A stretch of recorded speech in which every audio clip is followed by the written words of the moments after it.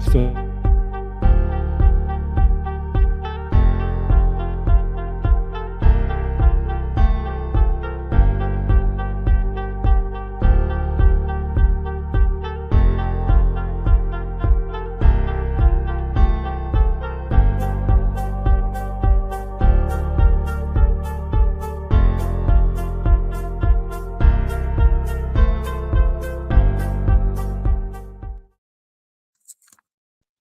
Hello, everybody. Welcome to another Kansas Missing and Unsolved podcast. I'm your host, Ricky Chabruggi, and joining me down there in Elkhart is Hope Chance. How you doing, Hope? I'm doing great. How are you doing? Doing all right. Still hearing the video game in the background. Really? That might be at your house, buddy. We don't have any video games going on over here. Don't have anything going here. And my daughter's not in here, so Stephanie, are you hearing any video games? Oh, wait a minute. Let me check something. Is it in Ricky's pocket is what's going on? Hang on. I think it's on his computer. computer. Let me see if that takes care of it. There, now I don't hear it now. I think it was my daughter had her Google open, and it might have been something she was doing. That's what I was. See, hope it was Ricky's fault, not our fault. Well, good. So I just closed her Google, and it's fine. So okay. Anyway, how's everybody doing out there? And we're getting ready to batten down the hatches for another storm. So my brother just messaged me and said he just lost his power. Oh no! Wow, so this might be a Hope and Derek show here in a little bit. Yeah, so hopefully I don't lose mine. Because we live on the same street, but he's at the west end, I'm at the east end. So see what happens. Yeah. Wow. How have things been in Salina minus the all the rain? I hear thunder. Oh, not too bad. I mean, it's been pretty hot. We had the big car show over the weekend, and I wasn't able to get over there until Sunday, and was hoping to meet Candy Clark that was in the movie American Graffiti, but she left on Saturday. Apparently she was only scheduled Friday and Saturday, but the website advertised her Thursday through Sunday. So somewhere something got screwed up. So I didn't get a chance to meet her and get her autograph and stuff. So maybe next year. We'll see. Rather than autograph? Candy Clark, she was an actress that was in the movie American Graffiti. From I just watched that movie 70s. I just watched that movie for the first time. Like maybe 6 months ago. Yeah. And that's a really good movie. I'm going to watch it here. I bought the DVD at the car show. I was there walking around Sunday. The only good part about it is I didn't have to pay to get in because they'd already tore the ticket booths down on Sunday. So they say, yeah, you can just go in free. And we're like, hey, that's my price range. Yeah, man. So, did you know that's a George Lucas movie, which is really weird. Yeah, it was a Lucas movie, you're right. And it paired up Ron Howard and Cindy Williams, who went on later on to do Happy Days on Laverne and Shirley, and they did like a crossover where they appeared on each other's shows there for a time. So yeah, it was pretty cool. I have met Cindy Williams that was in that movie and Paul Lamont that was in that movie. So they were at the car show in past years. As a matter of fact, there goes Ricky. There goes the thunderstorm. We'll see how long it takes him to come back. While we're waiting on him, Trisha Arnold saying hello. We got Ellen Dotsworth from Leavenworth, Kansas tuning in. We have Chris Unruh hanging out. And then we have Esther Unruh hanging out. Let's see how long it takes for Ricky to come back. Right. Hi, everyone. We'll Thanks pull for him down joining for us. just a quick second until we can get him going again. But yeah, we're going to do some cases here tonight. Me and Hope were built to spill. This is what we do. Ricky, do we have you back? That's not a Ricky back. Okay, well, what we'll do is everybody please share the show. Let's get the viewers in here. Let's get everybody here, and let's all say a quick prayer for Ricky, because I'm guessing that the reason he's not on the show is because he is dealing with a vicious storm right now. So we have a Lido Wisdom missing from Lawrence, Kansas, missing since July 23rd, 2024. She's 15 years old. She's 5'9", 145 to 155 pounds. Hair dyed blue and purple. Her eyes are blue. And it says she's missing and endangered from the Lawrence, Kansas area as of July 23rd, 2024. That was about a week ago. 15 years old, 5'9", 145 to 155. Again, hair was last known to be dyed either blue or purple, and she has blue eyes. If you have any information regarding Lita's disappearance or even know her whereabouts, please call the Lawrence, Kansas Police Department at 785-832-7509. And then obviously the KBI is going to be 785-296-4017. And still waiting on Ricky to come back. Hope's got a few Connie Judd from White City. Hi, So Connie. we have a few like what are you I saw you jot down a number for teams like for Yeah, I've got a couple of numbers. One of them is 1-800-RUNAWAY. We've been saying that for a couple of weeks now. It's 1-800-786-2929. And then I've got, where did it go? The teen helpline, yeah. which is 916-340-0505 or 310-855-4673. Or you can even text teen to 839863. Okay, so those are really great numbers. Anybody that might be on a flyer that says missing or endangered, if you're in a situation where you're kind of missing on your own volition, and maybe there's a reason you're not going home, maybe the home might be dangerous. These numbers could be probably the best resource for you to call to get the ball rolling on what to do next. Obviously, if home is a dangerous situation, we don't want you to just walk back into the lion's den. But you need to get a hold of an adult. You need to get a hold of somebody official so they can let everyone know where you are. Where is Dietrich Foster? Missing, unsolved homicide. Jordan, we are going to cover Dietrich's case tonight. We are in a new studio. Worst case scenario, I know I have that one in the other studio. Ricky, it says here, Wendy says that they are having an outage in the Salina area right now, so we might not have Ricky for the night, but we can still get through the show, no problem. But yeah, Teen Help 916-340-0505. We haven't called these numbers. This is a number we just kind of Googled before the show. It looks like it would be a pretty safe bet for somebody to call. Yeah, and then that other one you said was the 1-800-RUNAWAY. Yeah, the 1-800-RUNAWAY. 1-800-786-2929. So if anybody wants to go home, you're tired of being out on the run, just call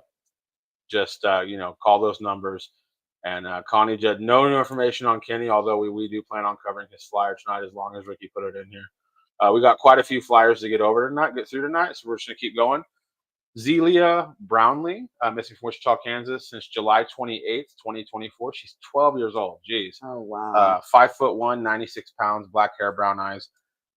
Says Zelia. Is it Zelia? You think it is? I said Zelia, but I think it might be Zelia. Yeah. Was last seen with Jeanette Sims, who is also considered missing and endangered runaway, in the 6,000 block of East Croydon, northwest of 21st and Woodlawn in Wichita. Zelia is 12 years old. She is 5'1", weighs 98 pounds. She has black hair and brown eyes. She was last seen wearing a red Nike hoodie and blue-gray sweatpants. Call 911 immediately. This, with her being 12 years old, yeah, call the police. Like, absolutely. Don't write any. I mean, you can write other numbers down, but just call the police. Especially if you're in the Wichita area. The Wichita Police Department number is 316-263-6011. Just call 911. She's 12 years old. Whatever the circumstances are, that's too young to be out in a city like Wichita by yourself. Well, I mean, it sounds like she's with somebody, but it sounds like the person she's with might be her age and in a similar situation. Not a lot of faith in that duo as far as not getting hurt in a big city. You know, I mean, I'm sure they've got street smarts, but they're still kids. Yeah, and there's too many monsters out there. Yeah, and you're right. Like, that's not. I think there are some 12-year-olds that are pretty grown up, but still, like, I'm 40. I'll be 42 in a few months. I don't want to go to Wichita by myself and try to figure it out on my own. You know what I mean? Like, it's better to have an adult that cares about you, or some adults. And I used to say this a lot. School's getting ready to start. Maybe you don't want to call any of these numbers. Maybe you don't want to call 911. Call a teacher you trust. Call a friend's parent you trust. Nobody's going to hide you, but somebody that's going to listen to you when you talk and do their best to get you out of harm's way if you are in harm's way. Absolutely. Just an adult that will go to the right people and fight tooth and nail for you. Yeah. Jeanette Sims, she was, we just, talked about her. She's 15, missing since July 28th, 2024. 5'6", 196 to 200 pound, black hair, brown eyes. Looks like, again, last seen was Ilea Brown, who was also considered missing and endangered. And that's the 6,000 block of East Croydon, northwest of 21st and Woodlawn in Wichita. I don't know where that is. Sounds downtown. I don't know. Sounds like a pretty heavily populated area. She's 15 years old, 5'6", weighs between 196 to 200 pounds. She has black hair and brown eyes. Last known to be wearing a black hoodie and gray sweatpants. Again, in this situation, just go ahead and call 911 immediately. If you have the Wichita Police Department, number memorized, 316-263-6011. Call that, but really just call 911. 15 and 12-year-old out on their own, not good. No, I have a friend that goes missing from time to time, and she's been on the streets of Wichita, and they aren't pretty out there at all. No. I think it's just any city, though. Well, yeah. I mean, I couldn't imagine being on the streets in a big city. Yeah, it's kind of scary. And then I'll put that at the bottom of the screen. Any cases you want us to cover next week, please just let us know, and we will get it out there. Still waiting on Ricky, but it looks like his power's completely out there. 21st and Woodlawn, Wichita is a rough area down near the University of WSU. Oh, yeah. That's the Elcardian, right? Teresa Burge Smith. Yes. She's rad. I like her. Thanks for tuning in, Teresa. That's Yeah. insane. So just right there, I mean, we just told you she's also in the tiny town that we're in. So us three Elcardians, the thought of being in like a downtown of any city by ourselves at 12 freaks us out quite a bit. She says my grandma lived there. Well, my stepdad grew up in Wichita, and he told me some pretty, and that's probably why I have like a fear of Wichita, because my stepdad grew up there until he was about 16, and he would always just be, tell me about how like any city, anytime you have a bunch of human beings together, there's just a lot more trouble. It's on a bigger scale. Yeah. So, but long story short, we're not trying to tell you Wichita's a bad town or anything, but when you're 12 and 15, not good to be by yourself at all. Go ahead and tell us what cases you want us to cover next week. Please share the show to a friend if you're watching on YouTube. Check it out. If you're watching on Facebook, you can go to watch on Ricky's YouTube channel. It's just going to be Ricky Tabruggi dash Kansas Missing and Unsolved. And if you want to watch my channel, it's just at Derek Evan Relaford. Just find us over on YouTube. You can watch over there. It'll be greatly appreciated. Trey Bryant, missing from Hutchinson, Kansas. Wow, 15 years old. Wow. July 27th, 2024, 5'7" and 180 pounds, brown hair, brown eyes. Missing and endangered runaway who went missing from Hutchinson, Kansas on July 27th. Trey was last seen at his family home. Trey is struggling with mental health issues. Hate that. Trey is 15 years old. He is 5'7", weighs 180 pounds. He has brown hair and brown eyes. He does wear clear framed glasses. Dope. Trey has distinctive walk as his right foot turns in. Trey was last known to be wearing a dark blue shirt that says Convoy of Hope on it with purple shirts and dark blue Under Armour shoes. If you have any information regarding Trey's disappearance, or if you know of his whereabouts, please call the Hutchinson, Kansas Police Department, 620-694-2800. And then obviously the KBI, 785-296-4017. I hate seeing mental health issues. Yeah. Just having mental health issues and being a teen, it's scary, and it's hard because most people don't understand what you're going through, and you can't always necessarily tell them what you're going through. Yeah. So you feel like nobody understands. And, and that's when a phone number like 988 comes in handy, because it's 3 simple numbers and you can talk to people that will understand. And we were talking to Stephanie. She produces a show backstage before the show started. She was telling us that like it used to be like there was like the national, unalive your. We got to be careful with words we say because of YouTube. National Unalive Yourself Hotline, which is a great resource. I'm glad it exists, but it is one of those you have to think of 1-800 plus the word. You have to do the math. Right. But Stephanie did say that the majority of those numbers are still in working order. I think 988 was just this like. When you're that far gone mentally and you're in the throes of just like depression or mania or just not all there, trying to figure out what the number for a letter is, like on especially on like an iPhone or a smartphone. Right. It's so I think the 988 thing is great, and Absolutely. it basically just works like 911. You just call it from any phone and it works, or Yep, you do. You can call it from a cell phone, a landline. Well, if you run into a payphone, yeah, right, yeah, you know, it'll work from anywhere and it's nationwide. And they'll help you get in touch with whoever you need to get in touch with, whether it's law enforcement or your parents or, you know, a counselor. You just got to remember you're not alone. So yeah, if you're suffering from something, mental health related or just emotionally or trauma, yeah. just call them. They'll talk to you. They understand. That's what they're there for. And like when Hope's telling you to call him, that's kind of like I don't know if anybody knows this, but me and Hope are both crazy as shit. Like I've been really bad the last like 5 days. I've been just dealing with a lot of stress, and like if somebody the thought of calling 988, like it's scary to even call it, even though I know, like I don't know if I'm quite there yet, but I know that like that would be the thing to do. But like Yes, you have to you have to put your pride aside if you're making scary statements to people that you care about, if you're thinking about doing scary things, call somebody. Call absolutely. somebody. I've been right there with you. My mental state hasn't been the best the last couple weeks. And I don't think about 988 until I get on a show and talk about it. And I'm like, why didn't I call them? Yeah. But, I'm 47. Yeah. I've been dealing with mental health issues since I was like 8. I've learned my coping skills, and for the most part, I can use those, and I can get through whatever I'm getting through. But, other people don't have coping skills. They Mm, haven't learned them, nobody's taught them, and they just feel all alone. yep. And it's scary calling a stranger, but it's easier to talk to a stranger than it is Yeah. somebody Yeah. because that stranger is going to listen. Yeah. Where somebody is going to say, "Oh, you're just seeking attention or Or maybe whatever." you're doing behaviors that maybe you don't want anybody to know about. You know what I mean? It Exactly. is good to Yeah, have a stranger.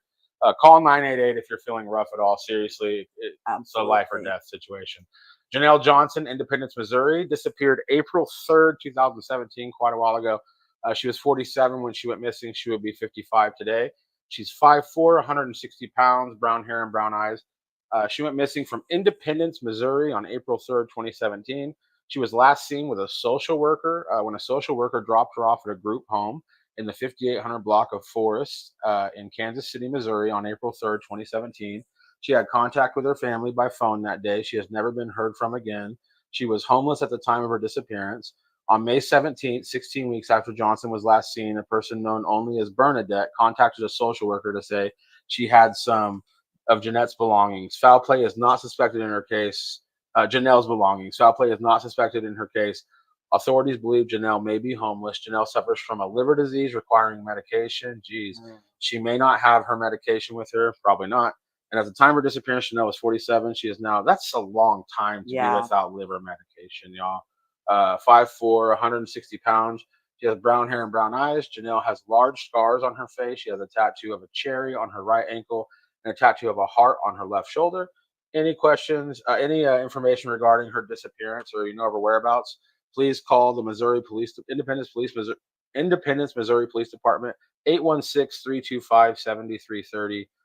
You can also call the Highway Patrol there, 573-526-6178. That's that's like what, 7 years? No, 8 years. I How long ago was 2008, 17? I don't know how to do math. uh, I dropped out of high school. That's got to be eight that's years, right? 7 years. 7 years. I went 4 months off my meds, like just my like blood pressure and diabetes, Yeah, and I've been back on them for a month, and my body's still screwed up. Like that's part of one of the reasons I'm like in the dumps. Probably is because my blood sugar and everything's just out of absolutely. whack. 7 years off kidney medication. That's scary. Um, do you know why somebody like her would have a social worker? Or is it Um, like being homeless? What, like, do you think that there? I guess my question is, do you think there's a mental disability Probably, Okay. or it just may be one of those things where she couldn't take care of herself, Yeah. Yeah. because of her liver disease or whatever, and she had like a home health type thing going on. I've got a friend that has a disability here in town, and she has a caseworker Yeah. that she meets with once a week, and you know, it's just to help her survive, Yeah. live on Well, her own and stuff like that. I So, think it's great. If I wasn't married, I'd probably need one. Seriously. Like I don't know what day it is right. half the time. But to me, like the reason I was kind of prying is to me, like if you read this flyer, it looks like not only has she been without her kidney medication for 7 years, but it looks like she might be like one of an American citizen that has mental issues that Absolutely. requires like supervision, and that's just all around scary. Yeah. If this was like my loved one or my mom or my sister, like that, I don't. It would be hard to sleep at night knowing that, because Don't know where she's at. yeah, and if she, and again, I don't know if she has mental disabilities, but like I don't know why she would have a caseworker otherwise. Knowing that, it always breaks my heart knowing that there's people out there missing and they don't even know what's going on. Like a lot of people that are missing on their own volition have an idea of, people are looking for me. Right. But like if you're off of, if you're somebody who requires like supervision and stuff, you might not understand. You could be easily taken advantage of. People could tell you Yes, whatever. That breaks my heart. it does. That's a long time. Yeah, definitely. Trisha shared the show. Trisha's awesome. Thank God you, bless. Trisha. Is Jessica's low now? Jessica's law All now. now. Okay. Uh, Ricky is chatting. Ricky, you're good, buddy. You just keep watching. You say whatever you want, man, and we will. Rodney Cox is Hi, here. How you doing? I like Rodney. Rodney Cox. I think he's an Oklahoma dude. If I'm not mistaken, maybe Missouri. She's gonna I yell at don't me. remember. He's gonna yell at me if I did it wrong. Where are we at next, producer Right there. Janelle No, we just okay, did we just did Janelle. Janelle. Okay, this is gonna be Echo Luyu Knost. Very interesting name. I like that. Hutchinson, Kansas, missing since July 25th, 2024. She's 16, 5'2", 5'2", 112 pounds, brown hair, hazel eyes. She is missing and endangered. Went missing from Hutchinson on July 25th, 2024.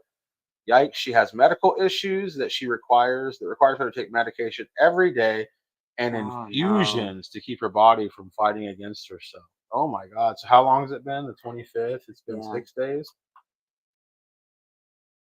Uh, Okay. Producer, could you do a quick Google search to see, like, in a situation like that, how much time she has before it's very dangerous? Let me see. She has to have infusions to keep her body. Is that like a blood infusion? Like maybe like Um, there's so many different kinds of infusions, but yeah, usually it has something to do with blood, the blood cells, yeah. white blood cells and red blood cells that Sounds important. fighting, uh, infections. There Yeah. we go. That's the word. Sounds important. 16 Yeah. years old, 5'2", 112-pound, brown hair, hazel eyes.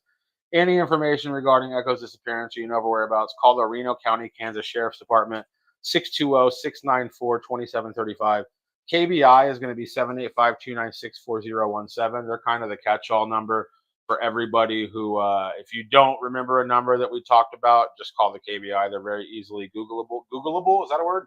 And they can totally get you where you need to be. Maybe like Kenny, someone do their. So that's another thing Connie brings up. So Kenny, when you read his flyer, it basically says that he also was somebody who received not only, like, I don't know if it was care necessarily, but he received like state benefits because Right. of his mental And he disability. had a payee. He has a payee, which means Kenny was one when he was out. Kenny was going to a payee's house, and they were essentially. I don't know how it worked. I'm guessing they gave him like an allowance. From what Ricky told me, Kenny didn't sound like the kind of guy that needed a lot of stuff. Like he sounded like he just kind of collected junk, took it in there, got his cash, walked around Salina a lot, was very friendly. People liked him. He Right. doesn't seem like the kind of guy to me that would like be like needing money a lot. I don't know him at all, never met him, but he doesn't seem like a guy who would be walking around like, hey, I need to have all this stuff. Right. Sounds like a pretty bare basics guy.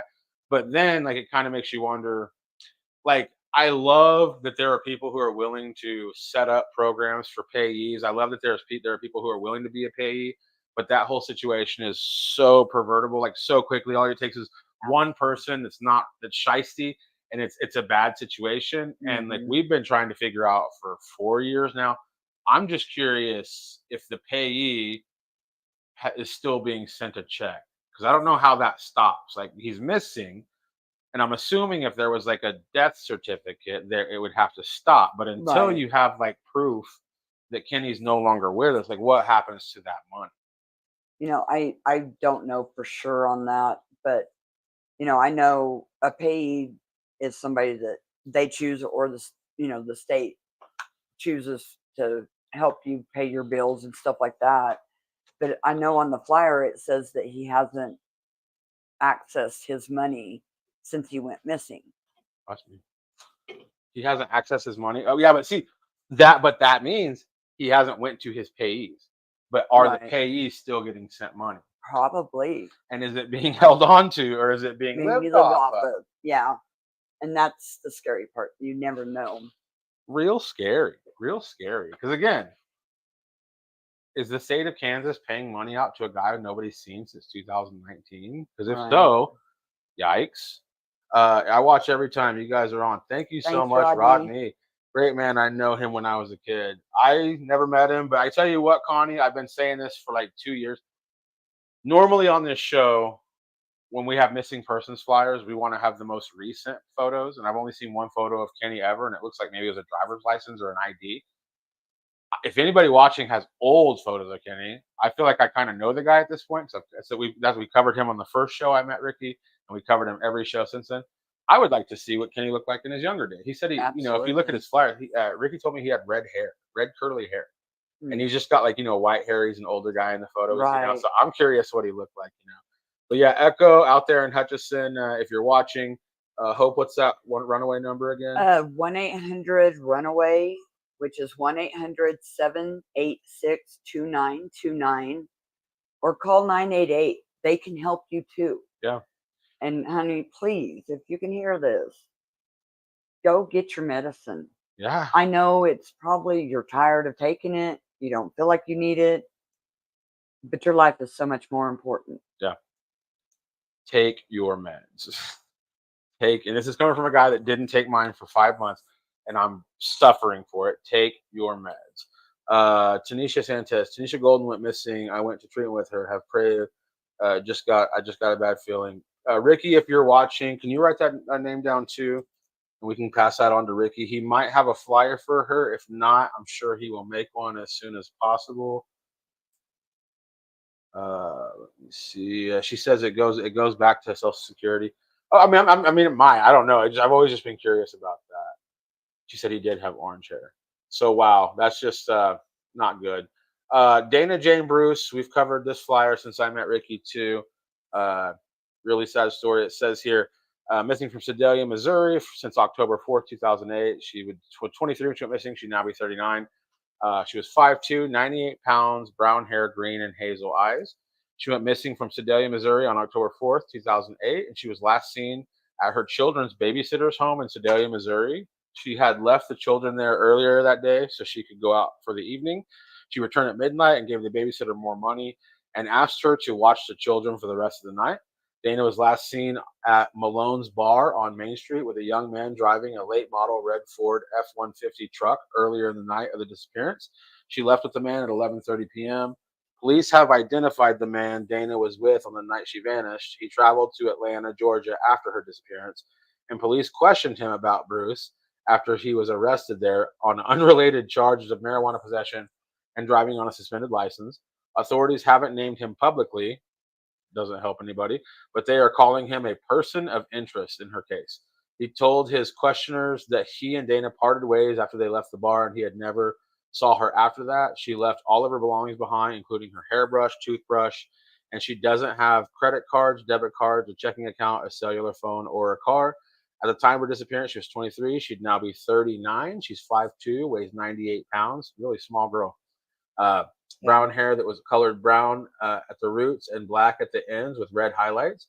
Green and hazel eyes. Dana was last known to be wearing a black shirt with the word rebel in silver lettering on the front and blue jeans. Dana has a tattoo of a teddy bear with wings on and the name Dylan on her upper left arm.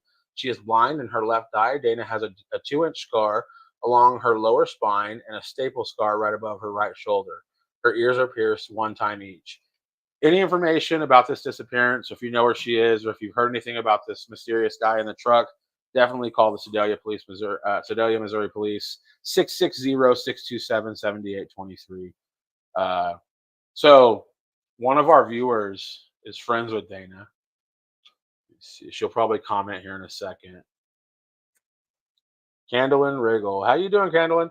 But basically, because I kept pressing like, well, obviously we need to talk to this guy again. Right. But our contact who is friends with Dana said that he's been cleared. But we've also been reading this flyer for 4 years. So I asked Ricky, I was like, why don't they? Because if I was that guy, and my name, and it doesn't say his name, Yeah. but it says enough information that anybody that was around that day knows what they're talking about. Right. If I was that guy and I had been truly cleared, like I would sue this show. Yeah. I would be like, why do you keep saying I've been cleared? Get that off the flyer. Stop talking about my truck. I didn't do it. So I trust our sources, and they're closer to the case than I am. But just because he's quote unquote been cleared, I don't buy it. Right. Like I don't buy it at all. And again, like I'm not saying, sorry, I shouldn't pull I just had to brush.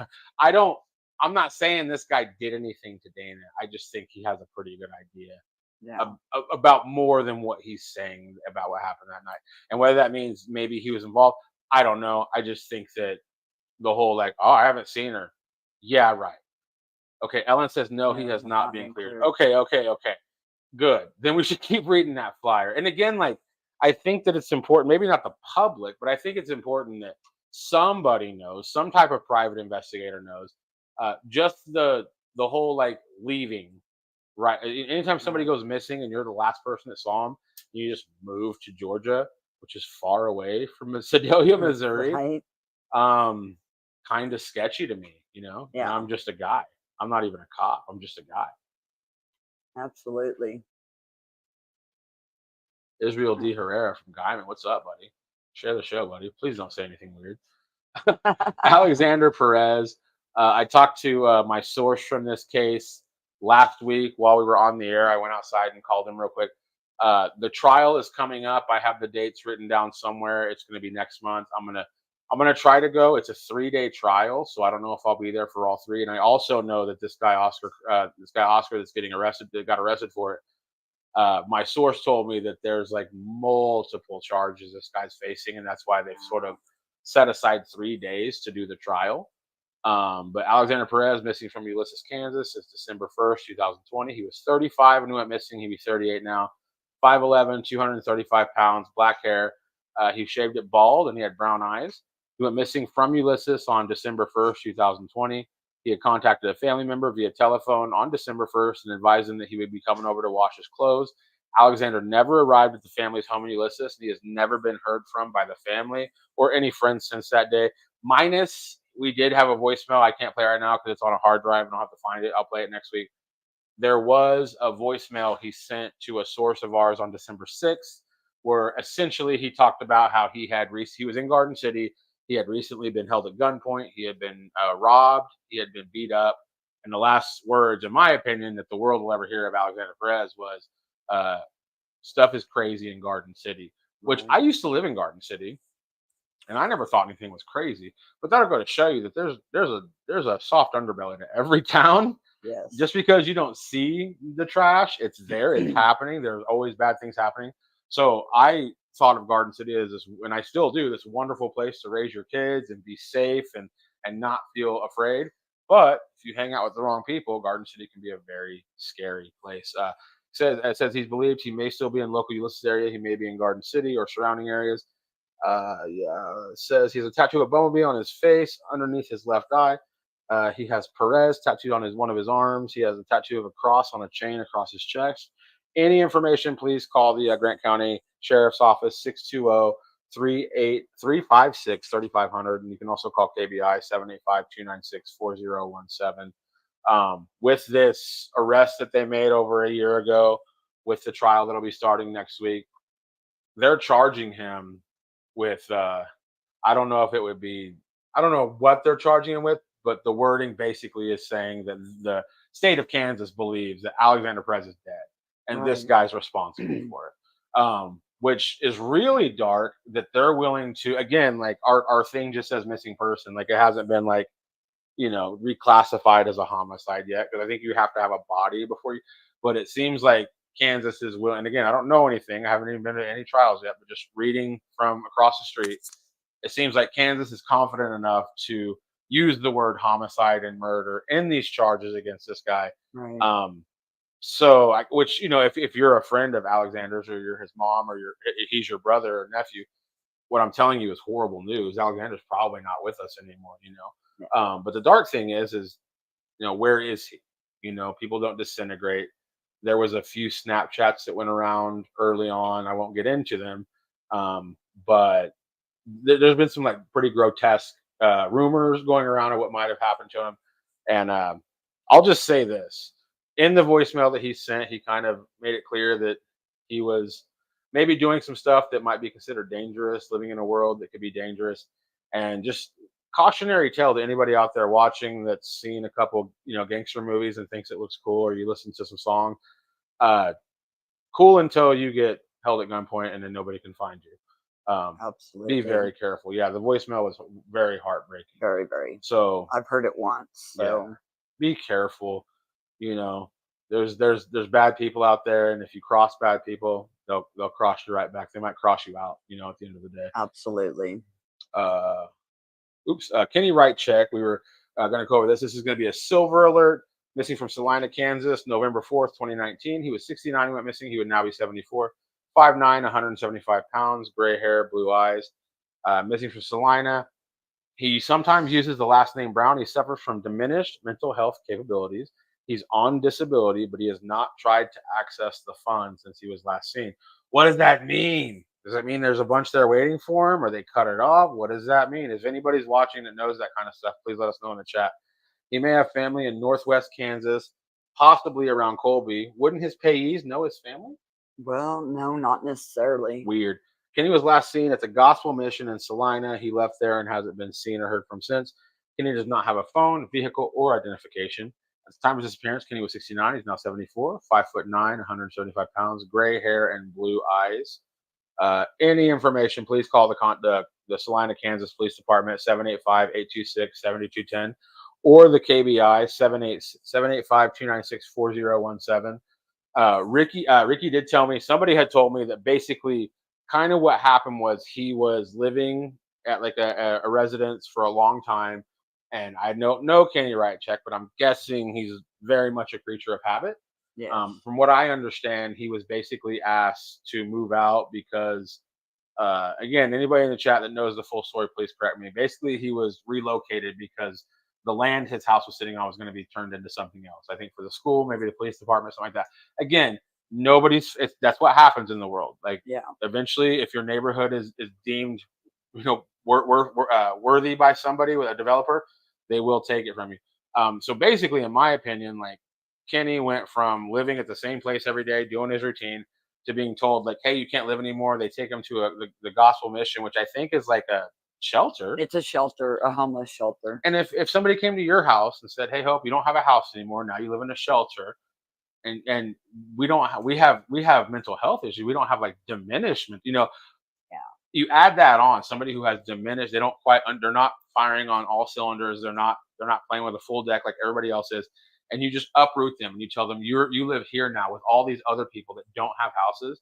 It's really scary. It's really scary. It is. And I could see how he could just walk away. I could see how he could get lost or taken advantage of. There's a lot of possibilities of things, where Kenny could be. But at the end of the day, I do think that him being forced to move, without really wasn't his idea. I think that kind of started a chain reaction of events.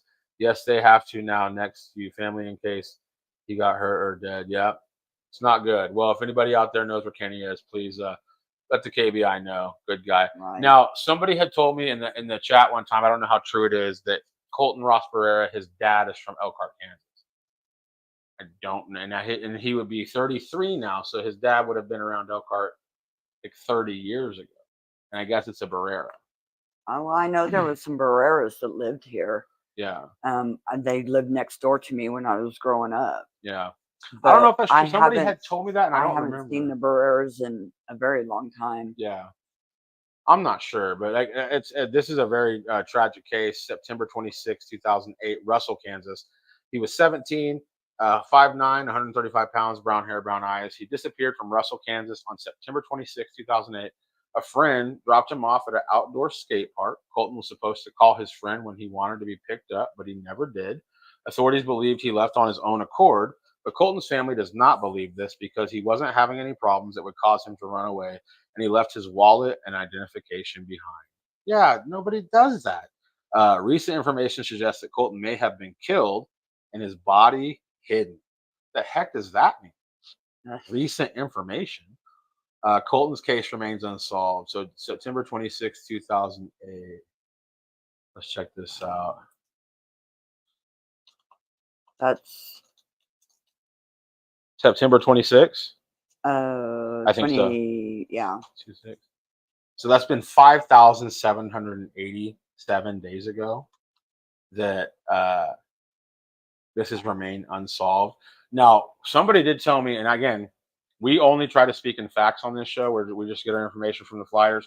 But I can send you to other places. You'll have to ask around.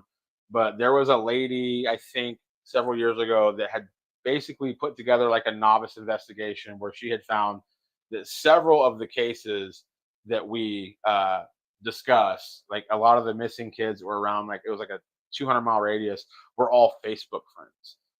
Which is kind of weird, like I'm not friends with like people from like Hugoton, which is 30 minutes away. I'm not friends with people from, unless like they watch the show or something. Right. Like that's kind of weird to have, especially back then. This guy's been missing since 2008.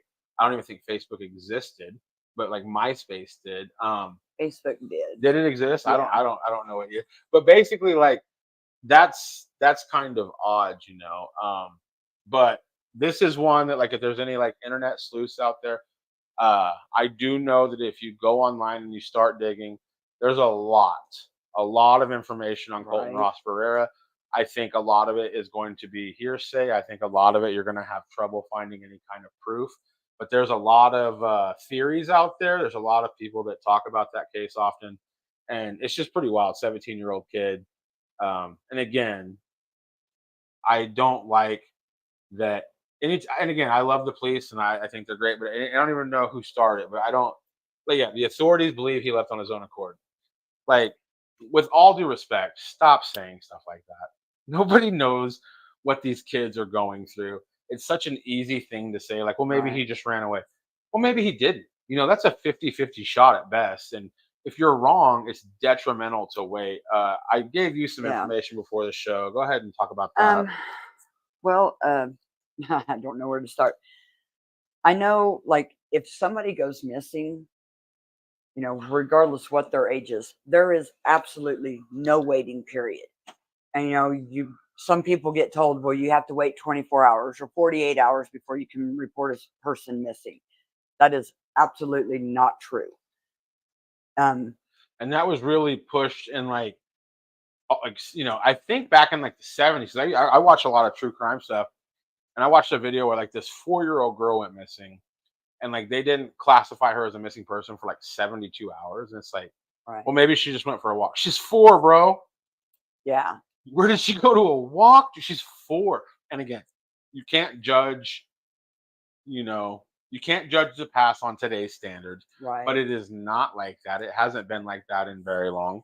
And if you go to report a friend or a kid missing, and somebody at the police station tells you that you have to wait 24 hours, turn into a Karen and say, I would like to speak to your manager, because it's just not, and I'm not talking about getting anybody fired, but it's just not true. And in fact, like, the longer you wait, you wait 6 hours to have the police start looking. That's 6 hours too long. That's long enough for somebody to hurt your family member. That's long enough for somebody to take your family member off this planet. I mean, as soon as you figure out that you can't find them within the first, I'm going to say like 30 minutes of not being able to find that person, call, make a report. Yeah. If the law enforcement doesn't want to help or they kind of blow you off, make a scene. Make a scene. Absolutely. Use your I tell my Use your kids, phone. yeah. Use social media. I Make a scene until they do take you serious. I tell my kids this all the time, and there's 47 people watching. Like, this is a tool. This can film a crime. This can call for help. You can look up how to do CPR. You can look up how to do, the Heimlich remover. This will always and forever will be a tool. Yeah. It just happens to have games on it. It just happens to go to YouTube. Like, this is a tool. You know what I mean? Like, Yes. use it. Use it. This could be the difference between life and death. Like, this is a tool. Do not forget that. This is not a YouTube machine. This is not a block to check social media and get likes. It's a tool, like 100%. Follow the Colton Barrera Memorial page on Facebook. Didn't know that existed. I'll make sure to go and follow it on all of my pages and all of my socials. I think I'm going to look into that because I do think somebody told me his dad was a nocardian, and that hits home. Yeah. It's one of ours. Rochelle Elizabeth Hammond. This case always breaks my heart. Missing since August 15th, 2019. She was 30, and now she'd be 35, 5'6", 120 pounds, black hair, brown eyes. Rochelle Elizabeth Hammond went missing from Mosca, Colorado on August 18th, 2019. Rochelle was last seen walking away from her Mosca, Colorado home. She left all of her belongings behind, including her phone, identification, medication, car, computer, tools, and a pet dog. The pet dog and the medication and the phone and the ID. Those are necessities. Yeah, like anybody that's walking away from that scares me that they're just Yeah. leaving all that behind. Rochelle had only been living in the area for about 3 weeks prior to her disappearance. She had previously lived in Columbus, Ohio area. She may be homeless, although police can find little evidence in her disappearance. Her mother believes she did not leave on her own accord and may have been human trafficking victim. I mean, I could see them telling her to leave her belongings behind. Her nose is pierced. She has numerous tattoos, including the phrase "Live like a lion" on her upper chest, a star behind her ear, a skull on the back of her wrist, stars on the inside of her forearm, a cat with a bong on her shoulder, like that. And then other tattoos, some are pictured below. Rochelle was last known to be wearing a black tank top, khaki shorts, black Nike shorts, and a silver circular barbell on her nose. Any information about this, please call the Alamosa County, Colorado Sheriff's Office, 719-589-6608. I don't know what medication means. I think I did some private research in this. I don't know if it's a mental health issue or. Oh yeah, I missed that one. She suffers from bipolar disorder and schizophrenia. So that's just really scary. I have bipolar disorder. It's very hard to live your life. It's very hard to manage your life without making messes and causing trouble. But if you throw schizophrenia in there, like all the bets are off. paranoia and Hearing voices. Yes, I mean, oh lordy, Yeah, not good. not good at all. And like the whole human trafficking thing, like that is something to really think of. But like just to get dark, like as somebody who has mental illness, like the whole everything from walking away and everything she left behind, to me makes me worried. Like she was just done. Yeah. She was just like, you know what, this planet's lame. I'm gonna see what's next. Which is a dark thing to say, but it's regardless if she was human trafficked, regardless if she just took off walking and is trying to live out in the elements. This is a testament that mental health is a very serious thing. Absolutely. And it's just saying that we shouldn't stigmatize mental health. Just admitting that it exists is like maybe 4% of the battle. The other 96% is taking your medication every day or that kinds of stuff. So whenever you have somebody who has schizophrenia and they don't have any of their meds, like we don't know what's going. We don't know what shape Rochelle could be in. And this was a long time ago, 5 years ago. So I knew this guy that lived in a town that I lived in. He had schizophrenia, and when he was off his meds, he, just things were so real to him that weren't there. Mhm. And it was really, really hard to, talk to him or, be around him because you just didn't know. Yeah. And he wandered off several times and, we'd have to go out and look for him. And he was a big boy. Yeah. It was just scary, because sometimes he'd fight, sometimes he'd go willingly. Mhm. And, having bipolar and schizophrenia, Mhm. that's scary. Thank you, Marlene. This one looks scary. Okay, Gabriela Garcia Lamus, Andres Guerrero, Aurora Guerrero, and then Jesus Antonio Lamas Azuna. Missing from Grand Rapids, Michigan, October 11th, 2022. She was 35. She would now be 35, 5'4", 180 pounds, brown hair, brown eyes. The children are going to be 8 and 11. I'm not going to read those heights because there's no way they're still that height. Right. Gabriella, Andre, and Aurora went missing from Grand Rapids, Michigan. They were last seen on October 11th, 2022, after Gabriella went to marry Jesus Antonio Lamus Azuna in August of 2022. They were last known to be with Jesus. Gabriella was last heard from by family via phone call in April of 2024 asking for help. Not long after this call, the family dog was found in the St. Francis, Kansas area. Where the heck's St. Francis? Trying to think. I think I've been there before, and I think it's like a podunk little tiny place. Yeah. Like that's basically, where is that? Whoa, that's like basically Colorado. Yeah, Kansas, Colorado. That's like basically off of Highway 36. I don't even know what highway that is. 36. It's going to be above 70, so it's pretty high. Oh It's pretty yeah, far it's north. up north. I knew it was up north, but I didn't. Yeah, I used to be in the cemetery business, the funeral business, and I did a funeral in St. Really tiny town from what I remember. That's a Yeah. weird place to have your Family dog your show up. family dogs show up. Shared to gone missing. Thank you so much. Thank you so much. We appreciate the share. Let me see. Gabriella, blah, blah, blah. At the time of her disappearance, she was 33. She's now 35, 5'4", weighs 180 pounds, brown hair and brown eyes. The kids were 6 and now 8, 9, and now 11. Any information regarding this case, please call the Topeka, Kansas Police Department, 785-368-9200. KBI is also 785-296-4017. And in Detroit, Michigan, or the FBI, 313-965-2323. Do we know where Jesus is? Because I think maybe he might have an idea where these people are. Right. I mean, that's who they were with last. I mean, how far is it from Grand Rapids to St. Francis? I can I mean, ask the computer. that's a long ways. So Grand Rapids, Michigan, Uh-huh. to St. Francis, Kansas. That is going to be 15 hours and 2 minutes, Jeez, 996 miles. Now, hear me out. Have you ever seen the movie Homeward Bound? Yes. Animals can go across the country and talk. Listen, no, for real though. Like, that's obviously crazy. Like, that dog's not going to walk from Grand Rapids, Michigan, to. Thank you. Our producer sees me melting over here. It's mostly grease. I'm a greasy person when I move back to Kansas. It's just It's the humidity. it's the humidity. That's basically 1,000 miles for a dog to just show up. That's wild.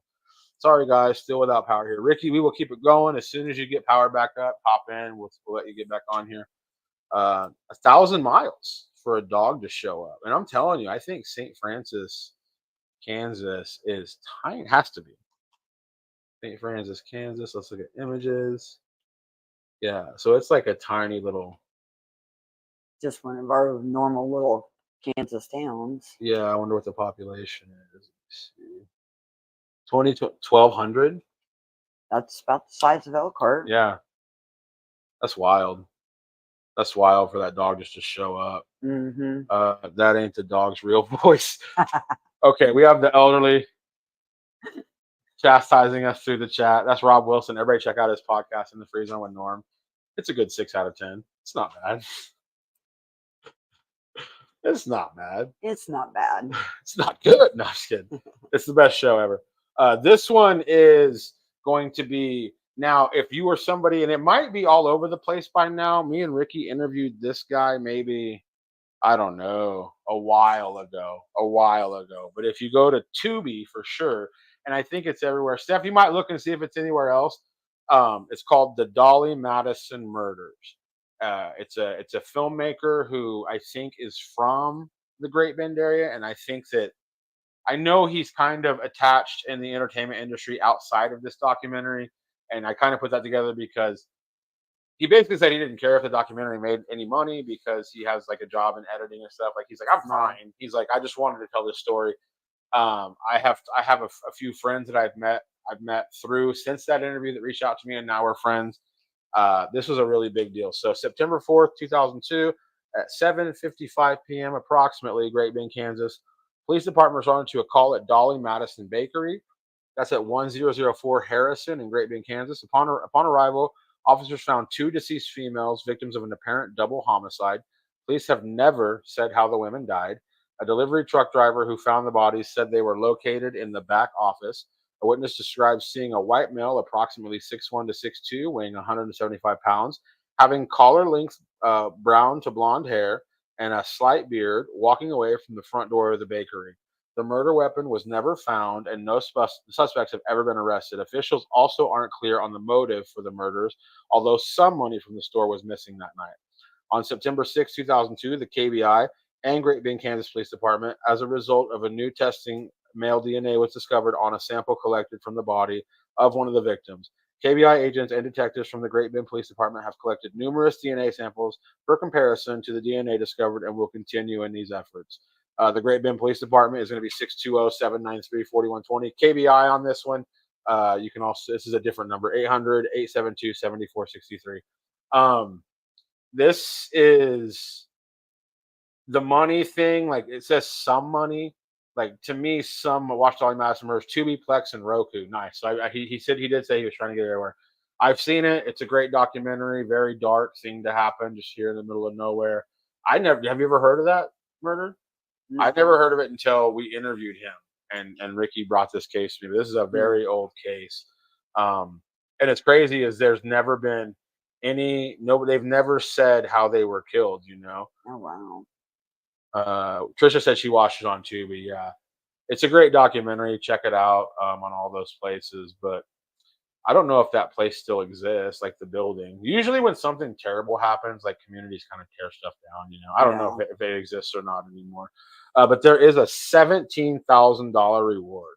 Oh wow. For any information leading to an arrest or conviction in Mandy Alexander and Mary Drake's Mandy Alexander and Mary Drake's deaths. And that happened in 2002. 2002. Wow. How big is Great Bend? It's probably about the size of Liberal. Maybe. I don't know. I've only been to Great Bend a few times, but The thing with Kansas towns is they all look the same. right. You have to really drive through them to see how big they are. Because to me, like Ulysses seems it's the same size as Elkhart, but it's not. So Great Bend is 14,000. That's No quite a few way. people. Yeah. Oh well, probably. How big is it though? History, geography is approximately 160. Oh no, I was like, it's not 100. I thought that was like the. So it's going to be the total area is 10.7 miles. 15,000 people living in a 10 square mile piece of land. That's wild. Yeah. Like I said, I've only been there a couple times. When I lived in Salina, I went to NA meetings in Great Bend, and drove through it coming home to visit. But Danielle Gleck says that the building is still there. oh wow. That's really sad. That's wild. 17,000 reasons. If anybody knows anything about it, I would say something at this point. $17,000. Speaking of government rewards, Dietrich Foster, missing from Independence, Kansas since April 12th, 2020. 37 at the time of his disappearance. He's now 41. 5'9", 190 pounds, black hair, brown eyes. He went missing from Independence, Kansas on April 12th, 2020. which was right in the thick of COVID. If you think about it, like that was right during like the shutdown. So that was Yeah, a weird pretty time to close. go missing. Like Yeah. everybody was at home basically. He was reported missing on May 12th. He was last seen around April 12th in Independence. KBI agents and detectives from the Independence Police Department are conducting the case as a homicide based upon findings during the investigation into Foster's disappearance. So kind of like the Alexander Perez case, like they're kind of putting all the they're not making this a unsolved homicide case because they don't know where he is, but they're thinking Right. he's been taken. His life's been taken. 37 years old when he was taken. 41 now. 5'9", 190 pounds. Black hair, brown eyes.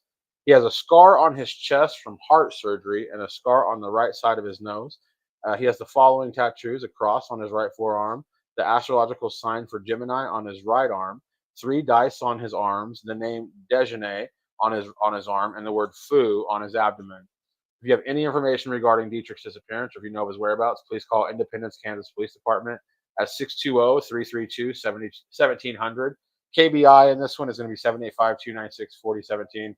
Now, Jordan Foster was in the chat just a little bit ago. I don't know if she's still here. She had told me that, again, like anytime there's these cases, thankfully there's social media and people do make these pages, like justice for whatever Dietrich says, there's a page. But when they make these pages, people go on there with like burner accounts and they either talk crap or they try to, rat people out. But it's just like this whole weird, it's good in my opinion, but it's like this whole new weird world of where there's like a lot of allegations being made, but this at the end of the day, like they're allegations. Yeah.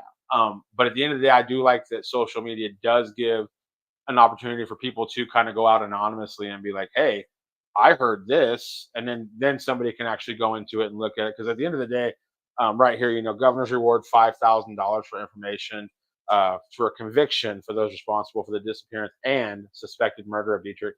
So the way I read that is $5,000 is a lot of money, kind of, until you start spending it, and then it goes pretty quick. Right. But if the police are saying like, hey, we want you to turn witness against a group of people maybe that took this almost 6 foot guy out, we'll give you $5,000. It's like, cool. Can you also give me security? Can you also give me like people to? I mean, it's at the end of the day, if you're dealing with anytime the word suspected murder, like these are dangerous people. So I could see why somebody might know something and not want to go out and tell everybody they know it, because then you might end up in a courtroom. Witnesses get tampered with all the time. Yeah. But I do like that there are anonymous ways to sort of get your piece out there and let people know. Not only might you end up in a courtroom, but it could potentially lead you into a body bag. Yeah, for and real. It's scary out there. 100. I know people that know people that know people, and I don't want to know no more than that. Yeah. Yeah. I'll stop somebody real quick once they start saying scary words. I'm like, stop you right there. I don't want to be a part of this. Yeah. Nellie Mae Hubbard. This is a case out of Salina. We'll do. Let me see. We'll do a couple more cases, but it's already been an hour, so we'll probably get out of here. Ricky will be back next week. Let me see. There's Haley Davis next. Yeah, we'll do Haley Davis. Okay, so this is Nellie Mae Hubbard. This is a lighter found at the crime scene. This picture is great because Ricky had an old like newspaper picture of the lighter on the flyer for years, and then he called down the police station and asked if he could have like the picture that was used, and the guy was basically like, well, let me dig around, and he went and found the actual lighter and took these pictures. So that lighter's still at that police station. Nellie Mae Hubbard's murder is still unsolved after 43 years. It happened on March 14th, 1981.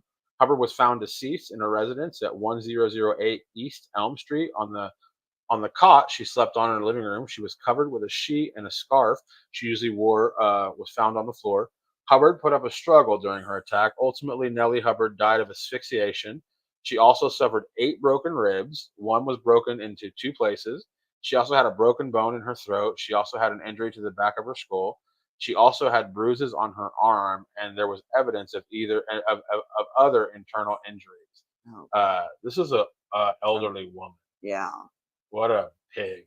Whoever did this, just like disgusting it was people. brutal. I mean, This is the part that's freaky. Listen to this. Upon searching Hubbard's home, investigators found $93,000 in cash and over $100,000 in certificates of deposits and a large quantity of silver coins dating back to 1886. So somebody goes to Nellie's house and viciously takes her life and then walks away from, so it was at 93 plus. So let's just do like the basic math, 81. that's 100. So let me see. What was 191 in 1981 in like today's dollars? So basically around, so the person who took her life, and it sounds like this money was just laying around. Like it didn't sound like she did very well to hide it. So whoever went in there and just viciously ended her life, in today's terms, probably saw $600 to $650,000 just laying there, and they were like, "I don't want that. I got what I wanted." Like that's scary. Right. Like if you have like $600,000, a dark side of me can see how somebody could see like that value is more than some elderly woman. Like I can just take her out and I have this money. But Right. to leave that and just go in there and viciously kill this lady, like what the heck were you mad about? Like Right. what was going on? Yeah. I mean, it doesn't say whether it was in a safe or not. I mean, that could be a possibility that they couldn't get into it, Right. or she could have been just, you know, she was an elderly lady. She probably had it hid and probably had it stashed in places that they didn't think to look. Right. You know, people from that generation was notorious for hiding things in the Yeah. walls and in picture frames, and and if you didn't know that, you wouldn't know. You'd think maybe, well, this was a bust. Or they could have come across the CDs and didn't know what CDs were, So this you know. person, so this is 43 years ago. Uh, So if somebody was eight, so basically, like if somebody was just a young adult, like or a young teenager, they would at least be in their 60s, going mid 60s. yeah, well, probably. I was born in 76 and I'm 47 now. 47. Okay. Okay. Yeah. So, But I mean, in 81 to do born that kind of damage, I'm thinking they would at least have to be like at least a teenager, like right. an adult, close to being like old. So they would be old. This is a long time. Yeah. Very wild. Very wild. Or I Maybe mean, there was money. Maybe there was more. That's what I've also thought about that yeah. too. It's like, oh, they found $100,000. It's like, well, how much did they really buy? It's like, hey, we found $100,000 and nothing else. But I Yeah. mean, if you look at that laundry list, like the cash, the CODs, the silver, like Yeah. like there's just a lot to be laying there. And I think most people would be surprised that some little woman just had all this money just laying there. They'd be like, why? Right. Why did she have that? We'll do one more case and we will get out of here. Thank you, everybody, for tuning in tonight. Yes, thank Ricky you. will be here for next week's show, pending Kansas doesn't have any more storms that wipes his power out. Haley Davis, missing from Salina, Kansas, July 21st, 2023. She was 19. She'd now be 20. She went missing on July 21st, 2023. She left Salina, Kansas with a male acquaintance to go to Wichita. Haley was last active on social media and last heard from on July 21st. At the point of her disappearance, Haley was 19 years old. She's now 20. She's 5'6" to 5'7". She weighs 190 to 200 pounds, and her hair was last known to be dyed bleach blonde, and she has blue eyes. Any information on this disappearance, or if you know of her whereabouts, Salina, Kansas Police Department is going to be 785-826-7210. And then obviously you can call the Kansas Bureau of Investigation at 785-296-4017. And I think her brother maybe has like a Facebook page um, His to name help is spread awareness. Travis, I think right? so. Yeah, Yeah. he's usually here. That's why I kind of wanted to get this flyer out there to make sure we got that covered. But yeah. Those are my just personal notes. Oh no, I was looking at. I was making sure we didn't have any more comments. I think Right. we're good. But like, yeah, that's going to be it for us tonight. But we will be back next week at 9 o'clock on Wednesday. Ricky should be here pending there's no more storms, which we can't make any promises. We live in Kansas, so Right. yeah. Ricky's not here. Hope would you do the honors of doing Ricky's prayer to get us out of here? Absolutely. All right. Thank you guys for watching tonight. Please share our show. Dear Heavenly Father, we thank you for the ability to get these people's flyers out to other people and get their stories out. Lord, we ask for protection of the missing, and we ask that, law enforcement and others do their best to help solve any of the unsolved crimes. And if our missing people are just truly missing, we pray that they come home or they at least contact our families. Please put a hedge of protection around all of us.